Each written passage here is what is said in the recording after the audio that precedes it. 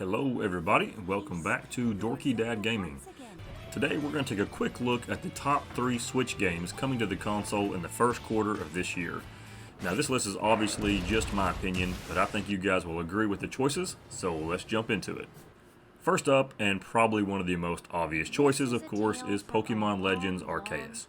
Now this is an open world RPG Pokemon game where we must set out to complete the first ever Pokedex by researching, exploring, and of course catching Pokemon. Now fans both young and old are really going to look forward to this game. It's a completely new take on the Pokemon games of past. And one of the things that I'm really excited about is the way that they are handling the Pokemon battles in the game. So unlike its predecessors where they would switch us to like a different battle screen for some type of battle, in Pokemon Legends Arceus, the battle will occur seamlessly simply by throwing one of your Pokeballs containing a Pokemon at a wild Pokemon. So that's really going to be a neat change on how the series is going to work. It appears that we will also have the ability to encounter Alpha Pokemon, which will of course be really tough to beat, but well worth the effort, and certain other rewards will be coming as well. Now players will now be able to ride Pokemon across the landscape, across water, or even across the skies. So that's just a few tidbits from the game, guys. There's so much to get excited about with this game, so January 28th needs to get here quicker.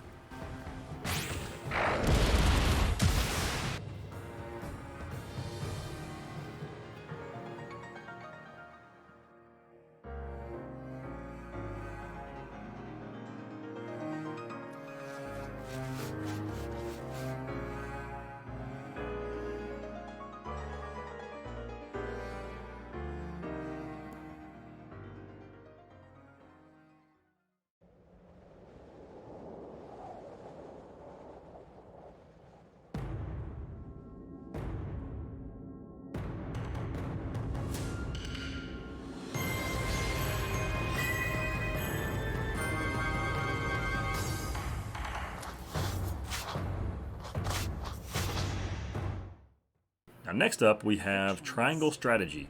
So probably not one of the bigger names of the games, guys, that you're used to hearing about, but this one I think is going to be great.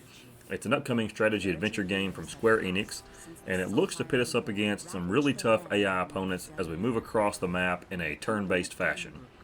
Now the enemies must of course be fought and defeated along the way, while we use certain tactics, high ground advantage, and other strategic maneuvers to best our enemies. Now, an interesting concept in the game is the ability to change the story based on the decisions that you make throughout the game. So the decisions that you make will directly affect the values related to like morality, liberty, and utility in the game. And those choices will also change how other characters in the game relate to you in regards to like helping you or opposing you.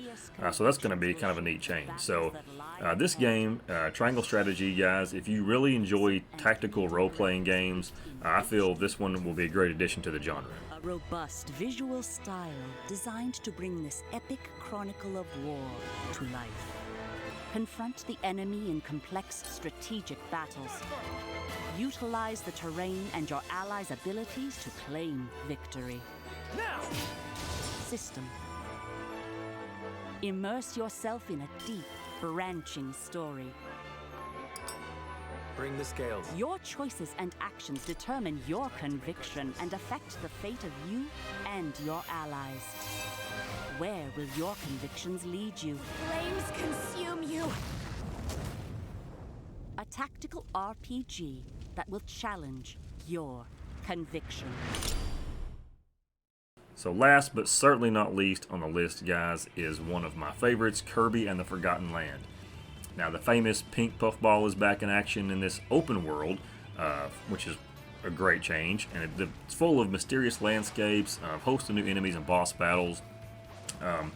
This new Kirby game is unlike any others before, guys. One unique aspect about the game is the central hub known as Waddle Dee Town. Now the town, Kirby can play like mini games.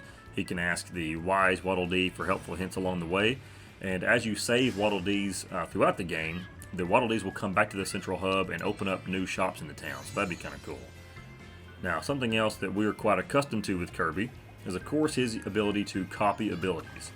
Now, we know in Kirby and the Forgotten Land we can use copy abilities that we're already used to, such as the sword, certain elemental abilities like fire and wind and ice. However, we're going to get access to all sorts of new copy abilities in this game. In the trailer, we can see some type of like underground drill where they pop up under enemies, as well as later in the trailer we see a ranger type that shoots stars at enemies like from a musket.